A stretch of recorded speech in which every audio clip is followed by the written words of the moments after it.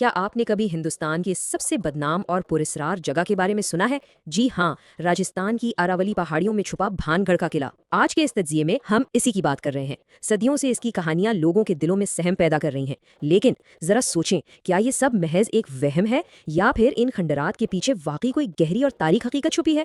چلیے پتہ لگاتے ہیں۔ اب یہ کوئی عام افواہ نہیں ہے۔ جو چیز اس پراسراریت کو اور بھی بڑھاوا دیتی ہے وہ یہ سرکاری وارننگ ہے۔ خود آرکیولوجیکل سروے آف انڈیا نے وہاں باقاعدہ ایک بورڈ لگایا ہوا ہے۔ ذرا تصور کریں، ایک سرکاری ادارہ کہہ رہا ہے کہ سورج غروب ہونے کے بعد یہاں آنا سختی سے منع ہے۔ یہ وارننگ اتنی حقیقی ہے کہ کوئی بھی ان ڈراؤنی کہانیوں کو سچ ماننے پر مجبور ہو جائے۔ پہلا حصہ، بھان گڑھ کی لعنت اور پراسرار کہانیاں۔ ٹھیک ہے، تو آئیے سیدھا کہانیوں پر آتے ہیں۔ مقامی لوگ اس شہر کی تباہی کی دو بالکل ہی مختلف مگر انتہائی ڈرامائی کہانیاں سناتے ہیں۔ ایک طرف ہے درویش بابا بالو ناتھ۔ ان کی شرط یہ تھی کہ قلعے کی کسی بھی عمارت کا سایہ ان کے گھر پر نہیں پڑنا چاہیے، ورنہ سب تباہ ہو جائے گا۔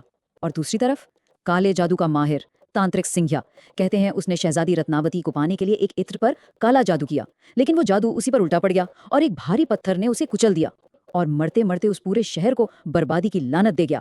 کتنی فلمی کہانی لگتی ہے نا؟ لیکن ان کہانیوں کو جو چیز واقعی پراسرار بناتی ہے وہ اس قلعے کی موجودہ حالت ہے۔ ذرا سوچیں، اپنے عروج پر اس شہر میں 9,000 سے زیادہ گھر تھے۔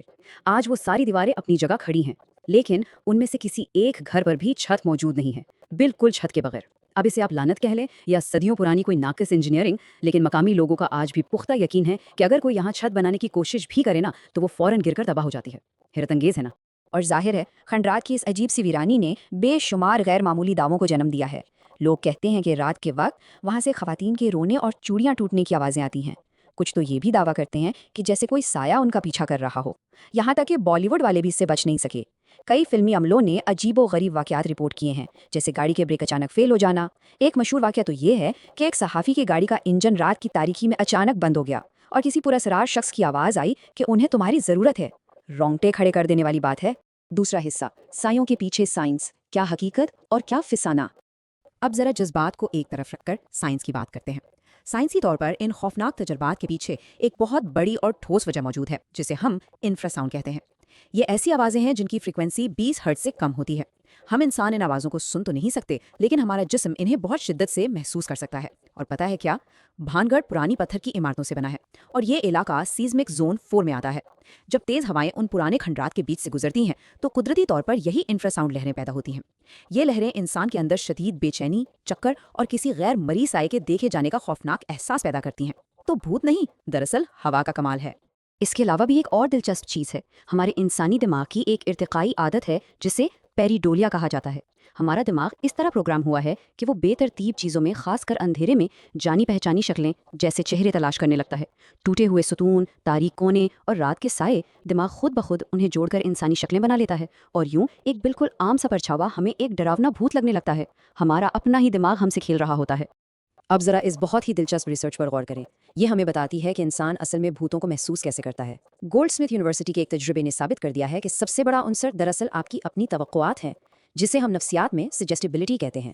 اگر آپ کو پہلے سے بتا دیا جائے کہ فلانی جگہ پر بھوت ہے اور آپ وہاں ڈرتے ڈرتے جائیں تو آپ کا دماغ خود بخود وہاں عجیب چیزیں محسوس کرنے لگے گا۔ خوف دراصل باہر کم اور ہمارے اپنے ذہن میں زیادہ ہوتا ہے۔ تو پھر ایک سوال ذہن میں آتا ہے کہ بھائی، آرکیولوجیکل سروے آف انڈیا نے وہ وارننگ بورڈ لگایا ہی کیوں؟ حقیقت تو یہ ہے کہ اس وارننگ کی وجہ کوئی بھوت پریت نہیں بلکہ ٹھوس زمینی حقائق ہیں۔ اول تو یہ عمارتیں انتہائی خستہ حال ہیں، رات کے اندھیرے میں کوئی دیوار بھی گر سکتی ہے۔ دوسرا اور سب سے بڑا خطرہ یہ ہے کہ سرسکا ٹائیگر ریزرو وہاں سے محض 50 کلومیٹر دور ہے۔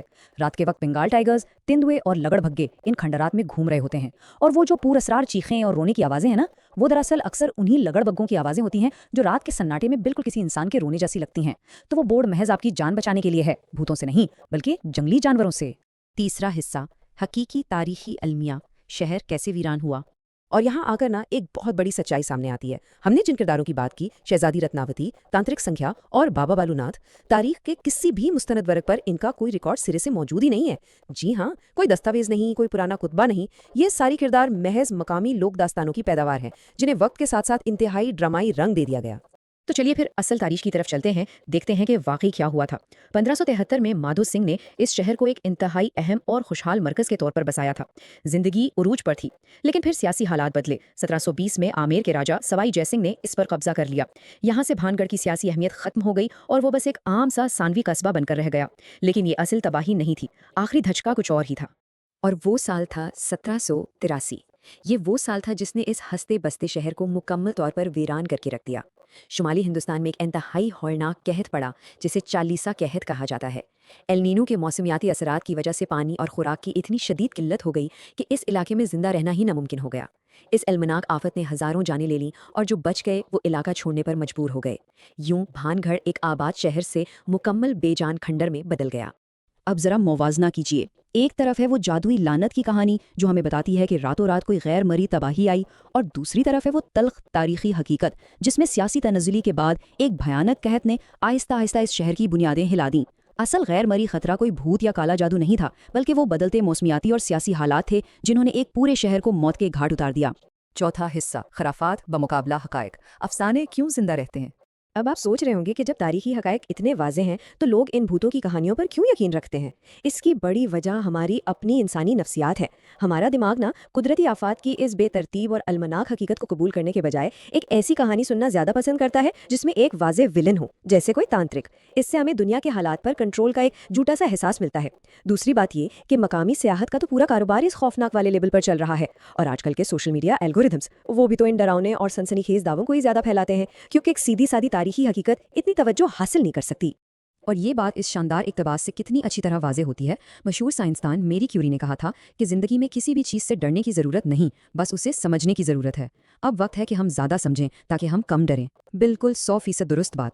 جب ہم کسی بھی چیز کی سائنسی اور تاریخی حقیقت کو پا لیتے ہیں نا، تو اندھیرے کا وہ سارا خوف خود بخود غائب ہو جاتا ہے، جیسے ہم نے انفراساؤنڈ اور اس قحط کی حقیقت جان کر بھانگڑ کا سارا اسرار سمجھ لیا ہے۔ تو اس تجزیے کے اختتام پر میں آپ کے لیے ایک سوال چھوڑے جا رہا ہوں۔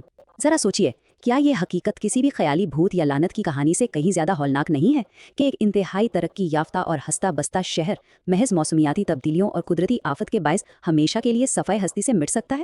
یقین جانیے، تاریخ اور سائنس کی یہ تلخ حقیقت ہمیں بہت کچھ سکھاتی ہے۔